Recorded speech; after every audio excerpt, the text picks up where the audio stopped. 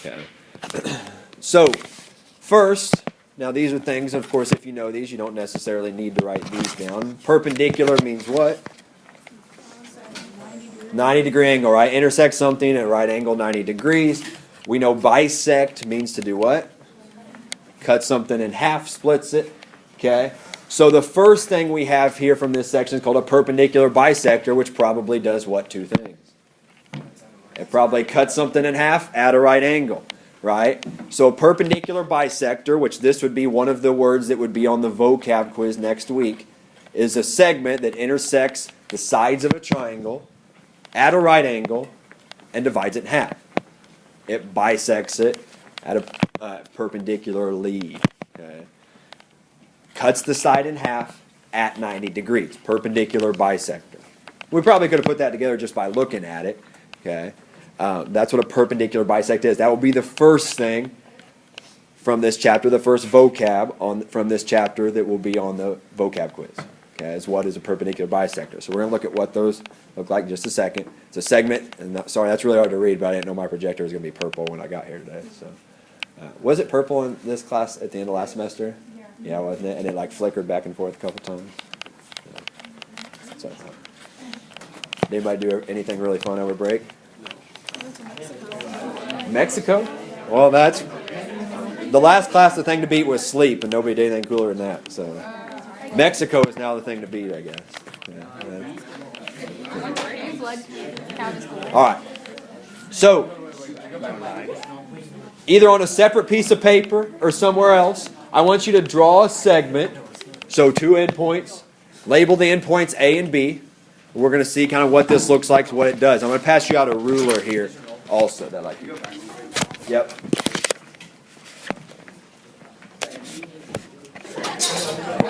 You're going to draw your line segment with two endpoints, something like that. I want you to label them A and B. Okay, those two endpoints. And you're going to do some folding here, so actually you probably will want to, if you want to use one of my scratch sheet of paper, you can just come get some, because this is how you're going to make your perpendicular bisectors. Okay, also. So go ahead and label those two.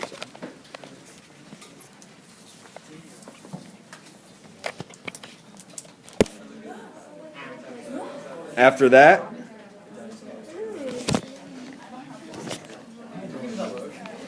we're going to pick one more point. Call on CM and label it as P. So, for example, this time I'll pick one below. And we're going to call that P. Another point on that crease. And you're going to draw PA and PB. So PA and PB. So mine kind of looks like a diamond. Yours may look like just a bigger triangle. It doesn't matter if it's above or below.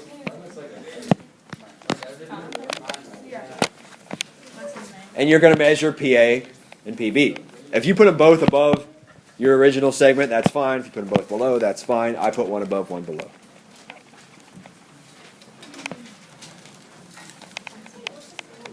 So when you measured CA and CB, the obvious conclusion here is that they should be the same, right? Everybody get that when you measured CA and CB? Whatever that was should be the same. If I said that was 4 centimeters, that would be 4 centimeters. Okay. What about PA and PB? Did you get? Are they the same also? They should also be the same. I'm kind of just making up my measurements here, but you should also have them in the same. What happens if we did a third one on the perpendicular bisector from the endpoints? It would also be the same. That's one of the properties we have about perpendicular bisector. The conjecture, remember conjecture is make a conclusion or a statement that's true about something. Any point on that perpendicular bisector, that's your crease is your perpendicular bisector, related to the endpoints, it's equidistant from the endpoints of that segment. So this is a property that you need to know. Any point that's on a perpendicular bisector of a segment is equidistant, the same distance, from the endpoints of that segment. No matter where you put a point on that crease, it's going to be the same distance from each endpoint. That seems like a very easy conclusion or conjecture, and it is. But it's going to be useful when we start dealing with bigger triangles that you know if this is a perpendicular bisector, any point on that is the same distance from every end point. Okay, so this is a property that you need to know. Is this up on your postulate sheet? I don't know if this one is or not. It is? The top one? Okay. Yeah, any point, yeah, so it's theorem 5.1. Any point on a perpendicular bisector is equidistant from the endpoints. It's a very easy theorem, but it's going to be more useful when you start dealing with bigger figures. A triangle, and you can make it as big or small as you want. It can be on the same sheet, or it could be on the back side, that whatever. And I want some people to do equilateral, some to do right, some to do acute, some to do obtuse. Kind of change it up different than what somebody next to you is doing. Draw whatever type of triangle you want. No, any size. It can fill up half the page, the whole page, quarter of the page. Whatever. Go ahead and just make a triangle. And I want you to label it ABC.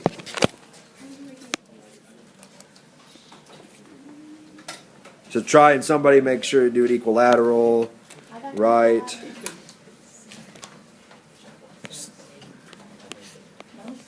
So for example, there's mine. I have an obtuse one. Looks like it's probably isosceles. Yeah. Just make a triangle, label it ABC.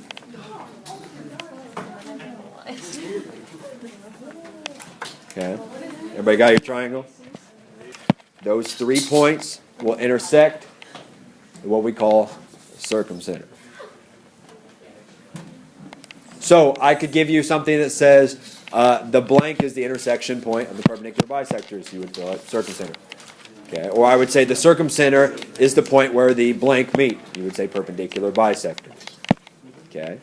Again, it's not always on the inside of the triangle. It could be on the outside as well. Okay. Angle bisector. It's a line or a segment that cuts an angle exactly in half. This would be the third vocab that would show up on the vocab quiz. An angle bisector. It's a line or a segment, or it could be a ray, that cuts an angle exactly in half. If I bisected a 60-degree angle, both angles are 30. Okay. So an angle bisector. Now there's certain properties, just like perpendicular bisectors, that go along with angle bisectors.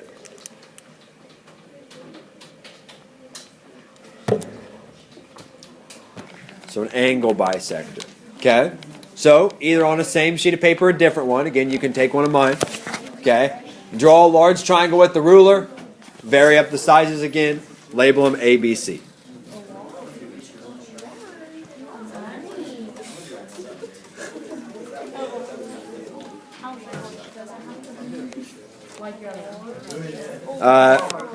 Close to half the sheet of paper, so make it pretty big. Label them A, B, C.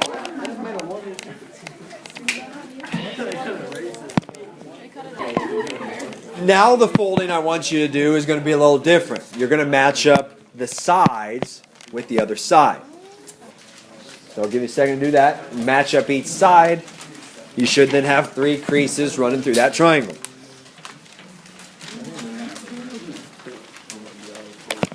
Each of those creases, bisects each of those angles, right? Because you folded it so that the angle was cut in half.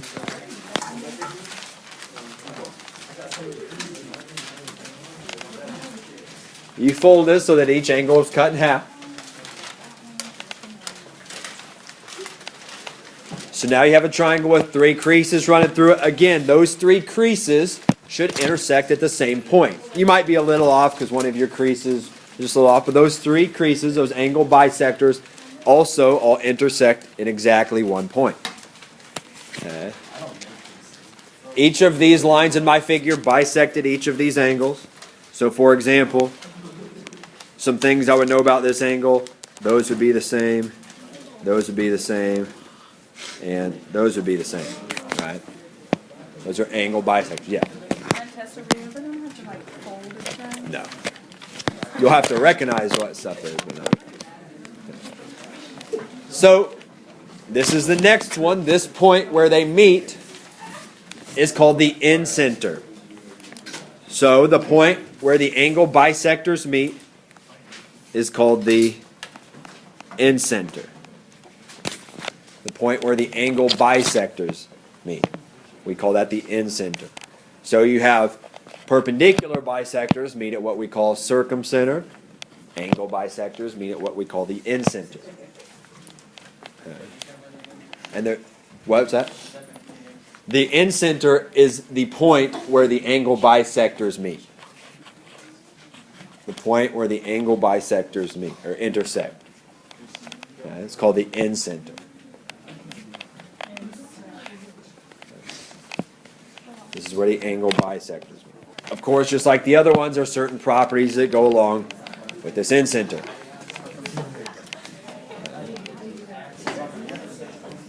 Of course, they divide each of the angles in half, okay, because they're part of an angle bisector. So I know each of those angles are cut in half.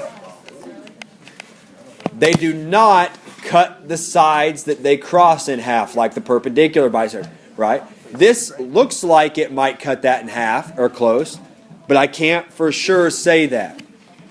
So when you have an angle bisector, you can't tell me CE and EB are the same. If it was a perpendicular bisector, you could. Okay? So, the distance from the incenter to each side, so the line in between is perpendicular. So I want you to take your ruler in centimeters and measure the distance from the incenter to each side in a perpendicular fashion. So what that should look like is you're going to take your ruler. Let me make a little ruler here. And you're going to measure from that, but I want it to be perpendicularly. See, this doesn't intersect at perpendicular. You're going to have to turn a little bit. So it would be like this. I want you to measure that first. Then I want you to take your ruler and I want you to measure this. I want you to measure from the incenter to the other side at a 90-degree angle. And then you're going to take your ruler and it would look like something like that. So that it intersects the other side at a 90-degree angle. I want you to write those measurements.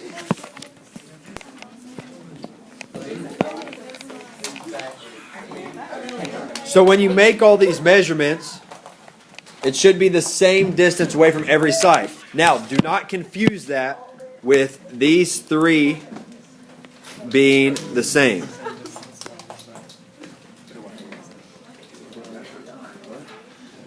These three are not the same distance.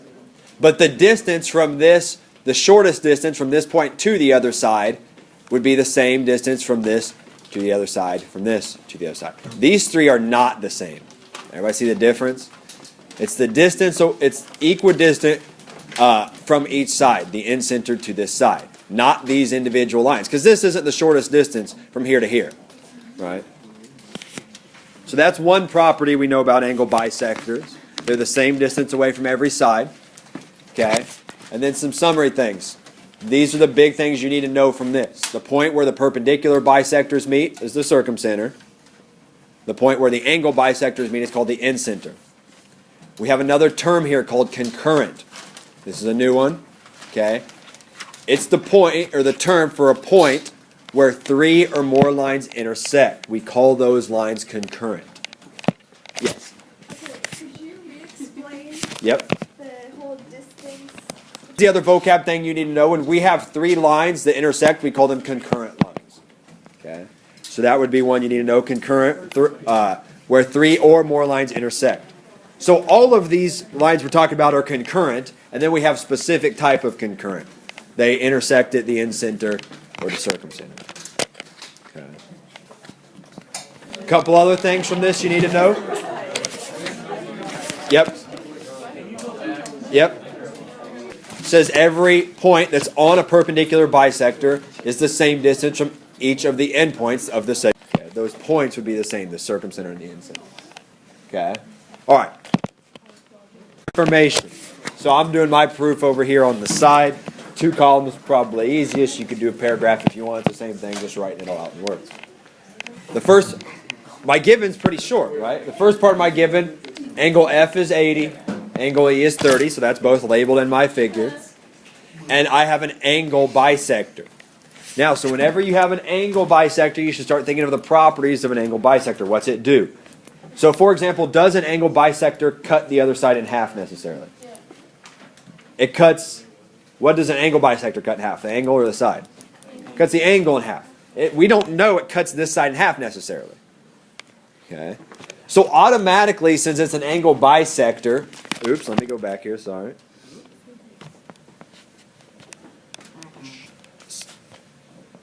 Since we know this is an angle bisector, 99% of the time, what's going to be the next part of my proof then? What does an angle bisector do?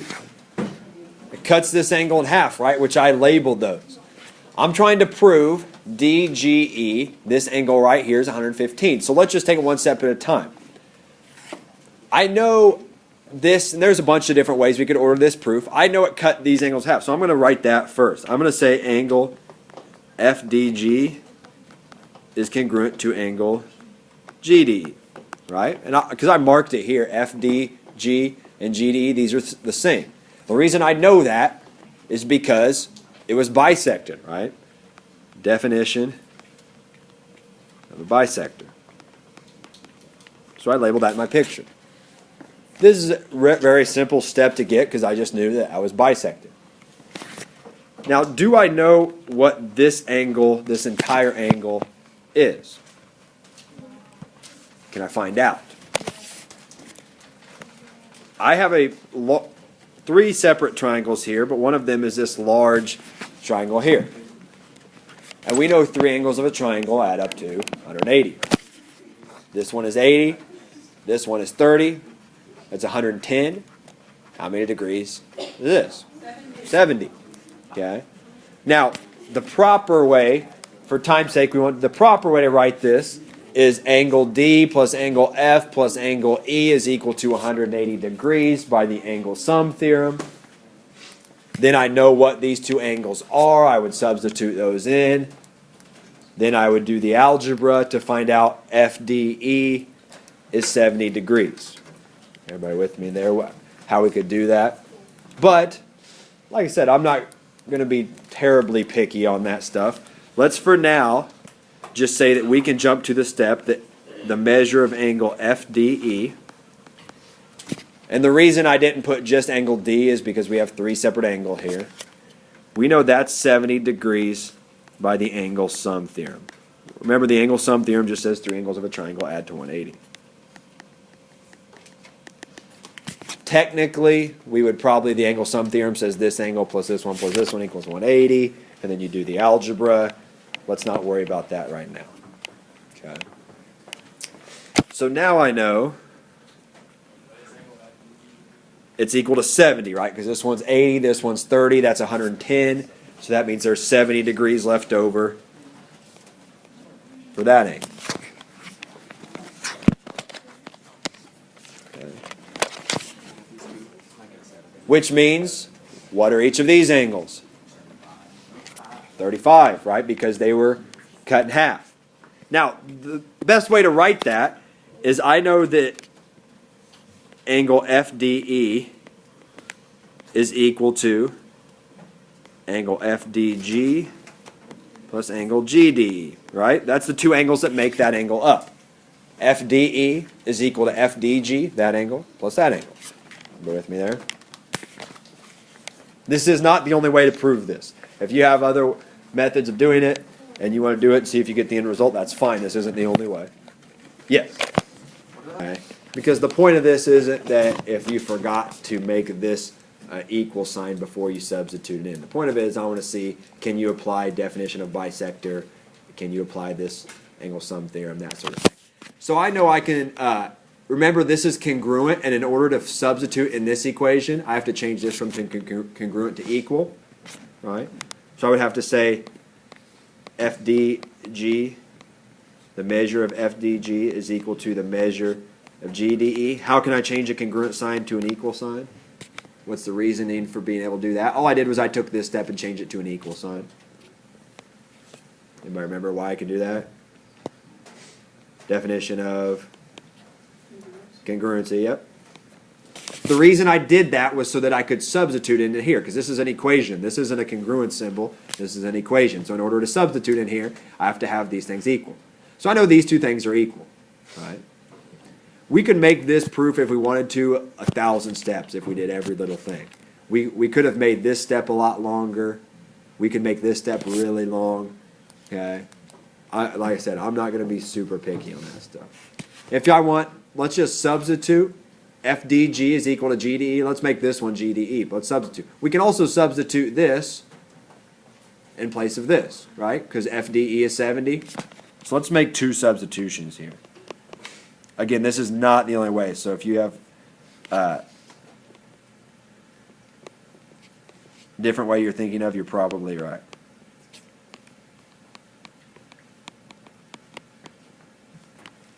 Because GDE plus GDE is 2 GDE, right? Divide both sides by 2. You get angle GDE is 35. That's a really long way of saying we knew this was 70. It was bisected, so each of these are 35. If you don't include every one of these little steps in here, and you can just make something that logically makes sense to say this is 35, you're probably going to be okay. I just wanted to show all those steps just to refresh our memory a little bit. Okay. So angle GDE is 35. That's by addition and then division. Or we simplified, we could call that substitution as well.